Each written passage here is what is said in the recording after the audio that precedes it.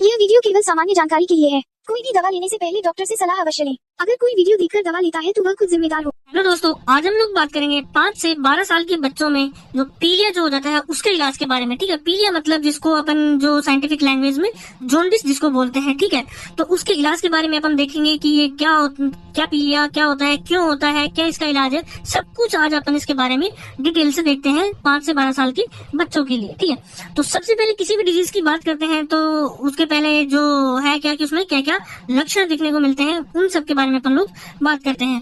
ठीक है, तो लक्षण में सबसे पहले आता है येलो स्किन। ठीक है, अगर किसी के लक्षण को देख के ही अपन उसको डायग्नोस कर सकते हैं कि क्या क्या लक्षण है, उसके हिसाब से किसी पेशेंट को डायग्नोस किया जाता है। तो सबसे पहले आता है येलो स्किन। ठीक है, उसकी जो स्किन का जो कलर होता है वो नॉर्मल से क्या होगा, पेल थोड़ा येलो येलो हो जाएगा। ठीक है, सेकंड नंबर पे आता है येलो आईज एंड नेल्स। उसकी आंखों का, उसके नाखूनों का कलर भी क्या हो जाएगा, पीला हो जाएगा।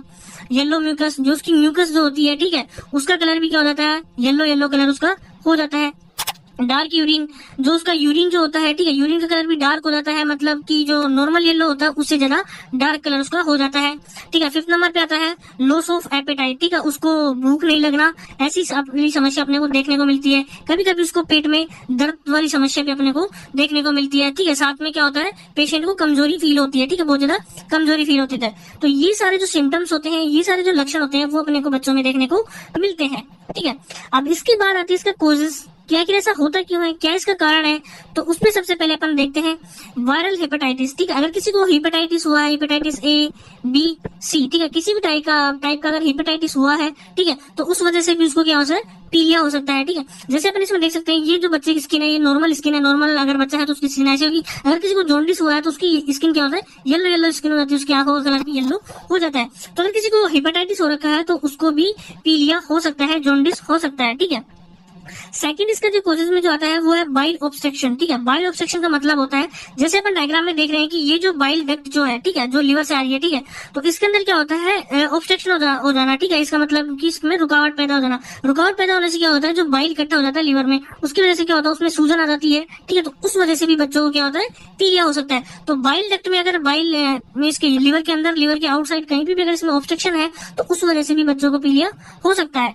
तो ये इसका एक कारण हो सकता है, बाइल ऑब्स्ट्रक्शन। ठीक है, थर्ड नंबर पे आता है इन्फेक्शन। ठीक है, किसी भी टाइप का इन्फेक्शन है जो कि लीवर को अफेक्ट कर रहा है, या फिर उसका जो बिलिरुबिन का प्रोसेसिंग सिस्टम है उसको अफेक्ट कर रहा है, तो उस वजह से भी पीलिया हो सकता है। ठीक है, फोर्थ नंबर पे आता है गिलबर्ट सिंड्रोम। ठीक है, गिलबर्ट सिंड्रोम क्या होता है, किसकी है कि जेनेटिक भी हो सकता है। ठीक है, जेनेटिकली अपने को ज्यादा देखने को मिलता है। ठीक है, इसमें क्या होता है कि जो लीवर जो होता है, ठीक है, वो क्या होता है कि जो बिलिरुबिन की प्रोसेसिंग है उसको सही से नहीं कर पाता है। बिलिरुबिन की जो प्रोसेसिंग है वो अफेक्ट होती है, जिस वजह से लीवर में प्रॉब्लम आती है और लीवर खाने को सही से नहीं पचा पाता है। स्वेलिंग वगैरह वाली प्रॉब्लम अपने को लीवर में देखने को मिलती है, जिससे पीलिया हो जाता है। ठीक है, उसके बाद में फिफ्थ नंबर पे आता है मेडिकेशन। ठीक है, अगर अपने को ऐसी कोई मेडिकेशन दी है जो कि लीवर को डैमेज कर रही है, ठीक है, कोई मेडिकेशन दे दी जो कि लीवर को डैमेज कर रही है, बहुत हैवी मेडिकेशन अपने यूज कर ली, तो उस वजह से भी पीलिया अपने को देखने को मिल सकता है। ठीक है, अब उसके बाद में ये कोजेज हो गए, सिम्टम्स हो गए। अब उसके बाद में आता है कि पीलिया का इलाज क्या है, क्या अपन उसको इलाज दे सकते हैं। ठीक है, अब ट्रीटमेंट भी अगर अपन पीलिया की बात करें तो पीलिया के बारे में सबको आप एक चीज बता दूं कि ये किसी प्रकार की बीमारी नहीं है, मतलब कि ये एक डिजीज नहीं है, ये एक साइन है, एक सिम्टम है। ठीक है, अगर बॉडी में कोई बड़ी डिजीज हुई है, लीवर के ऊपर अगर कोई प्रेशर है, स्वेलिंग वगैरह आई है, बाइल ऑब्स्ट्रक्शन हुआ है, हेपेटाइटिस हुआ है, तो उसका एक ये साइन देता है अपने को कि बॉडी में कोई बड़ी बीमारी हुई है, जिसकी वजह से उसको क्या होता है, ये सिम्टम्स है कि उसको पीलिया हो जाता है। पीलिया खुद एक डिजीज नहीं है, ये एक साइन है, ये आप ध्यान रखना है कि ये क्या है, एक सिम्टम, एक लक्षण है। ठीक है, अब अगर अपन ट्रीटमेंट की बात करें, वो भी मेनली बच्चों में अगर ट्रीटमेंट की बात आती है तो सबसे पहले जो मेन जो बात आती है वो आती है डोज की। क्या करें अपन बच्चों को डोज क्या दे, कितनी दे, किस उम्र में कितनी दे, तो उसके लिए अपन एक फॉर्मूला देखते हैं। ठीक है, चाइल्ड डोज के लिए जो फॉर्मूला आता है, ठीक है, तो उसमें आता है कि एज, बच्चे की एज क्या है, ठीक है, एज इन ईयर्स। ठीक है, ईयर्स में, साल में अपन उसकी एज ले लेंगे। ठीक है, और अपन फिर से डिवाइड करेंगे एज, ठीक है, प्लस 12 है, ठीक है, और इनटू एडल्ट डोज, ये उसका फॉर्मूला होता है कि एज ईयर्स में लेंगे, एज अपॉन 12 उसमें प्लस कर देंगे। ठीक है, 12 का यहाँ ईयर से कोई रिलेशन नहीं है। ठीक है, अगर 12 साल तक का बच्चा है तो उसका 12 से कोई रिलेशन नहीं है। ठीक है, ये एक फॉर्मूला है जो कि बनाया गया है, उसको एडल्ट डोज से अपने को मल्टीप्लाई करना है, और ये फॉर्मूला 12 साल से नीचे जो बच्चे होते हैं, 4 साल से ऊपर और 12 साल से जो नीचे होते हैं उनके लिए ही अप्लाई होता है, इसलिए मैं आपको ये एकदम परफेक्ट फॉर्मूला आपको बता रहा हूँ। ठीक है, अब जैसे मान लेते हैं कि मेरे को एक बच्चे के लिए डोज निकालनी है, तो अपन जैसे मान लेते हैं पीसीएम की डोज निकालनी है, जो कि अपन एक एडल्ट को 650 mg एक बार में देते हैं। ठीक है, तो एक टाइम की अगर मैं निकालना चाहूँ तो फॉर्मूले के हिसाब से मैं मान लेता हूँ 10 साल का बच्चा मेरे पास है, उसको डिवाइड करना है मेरे को 10 + 12 है इंटू जो एडल्ट डोज अपने पास वो है 650, ठीक है। अगर मैं इसको सोल्व करना चाहूँ तो इसका आ जाएगा 10 डिवाइडेड बाय 22 इंटू 650, ठीक है। इसका आंसर आ जाता है 295, ठीक है। जो ये mg में है तो 295 mg अबाउट। तो मतलब अगर 10 साल का बच्चा मेरे पास है तो मैं उसको 295 mg पैरासीटामोल एक बार में दे सकता हूँ। तो ये डोज जो अपन है एक एडल्ट को 3 बार दे सकते हैं, तो 295 mg और 295 mg ऐसे करके मैं बच्चे को दिन में 3 बार दे सकता हूँ। तो इस फॉर्मूले से क्या है, अपन किसी भी बच्चे के लिए डोज कैलकुलेट कर सकते हैं। तो अब बात आती है ट्रीटमेंट की। ट्रीटमेंट में क्या क्या अपने को देना है, तो सिम्टम्स के अपने हिसाब से अपने को ट्रीटमेंट करना है। तो सबसे पहले आती है टैबलेट ड्रोटिन एम, ठीक है।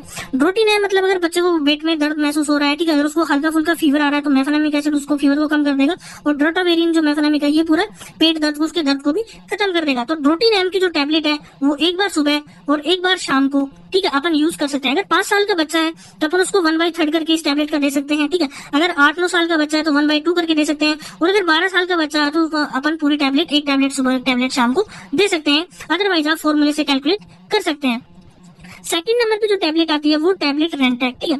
रेंटैक टैबलेट अपने को बच्चे को क्या करना है, खाना खाने के बाद में एक बार सुबह और एक बार शाम को देनी है, ताकि जो उसकी जो पेट के अंदर जो एसिडिटी है उसको खत्म करे। अगर एसिडिटी ज्यादा होगी तो लीवर पे ज्यादा प्रेशर पड़ता है, ठीक है, और एसिडिटी की वजह से पेट में दर्द ज्यादा महसूस हो सकता है, ठीक है। तो इस वजह से अगर उसकी पेट की एसिडिटी खत्म करने के लिए, पेट की गर्मी खत्म करने के लिए, खाने को अच्छे से पचाने के लिए अपने को रेंटैक टैबलेट यूज करनी पड़ती है। इसका भी अगर 5 साल का बच्चा है तो उसको मैं 3rd पार्ट दे सकता हूँ, अगर 8-9 साल का है तो हाफ करके दे सकता हूँ, और एक 12 साल का बच्चा है तो उसके लिए मैं पूरी टैबलेट यूज, एक टैबलेट सुबह एक टैबलेट शाम को यूज कर सकता हूँ। इस प्रकार से अपन उसको दे सकते हैं। 3rd नंबर पे जो आती है टैबलेट मेट्रोजिल, ठीक है। मेट्रोजिल टैबलेट अपने को यूज करनी है, ठीक है, ताकि उसको पेट में मरोड़े ना हो, खाना अच्छे से पच जाए, ठीक है, उसको एसिडिटी वाली प्रॉब्लम ना हो, ठीक है। तो ये सब अपन इसमें यूज कर सकते हैं। तो मेट्रोजिल की जो टैबलेट होती है उस टैबलेट का भी अपन वैसे ही जो 400 mg टैबलेट है उसका 1/3 करके अपन 5 साल के बच्चे को दे सकते हैं, 8 साल का बच्चा है तो 1/2 करके दे सकते हैं, और अगर 12 साल का बच्चा है तो उसको अपन एक टैबलेट सुबह शाम दे सकते हैं। तो खाना खाने के बाद में एक टैबलेट सुबह और एक टैबलेट शाम को देनी होती है। ये हो गया स्टमक पेन वगैरह के लिए, ठीक है।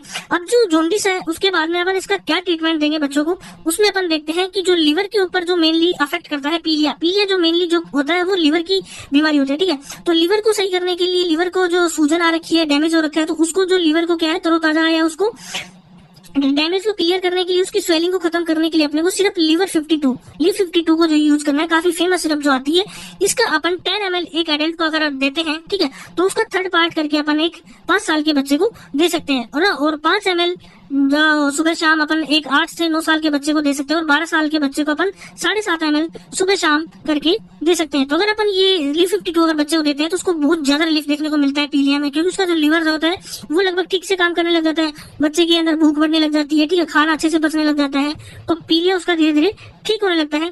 और दूसरा जो मेन काम है, बच्चे के अंदर जो उसका जो ब्लड इफेक्ट होता है, ठीक है, जो बिलिरुबिन होता है, जो उसकी वजह से क्या होता है बच्चे में आयरन फोलिक एसिड की कमी आती है, तो उसके लिए अपने को एक सिरप यूज करनी है आयरन फोलिक एसिड की, जिसके अंदर डेक्सोरेंज नाम से जो सिरप है वो काफी फेमस है, वो अपने को यूज करनी होती है, जिसके अपन एडल्ट के लिए अपन 10 ml यूज करते हैं।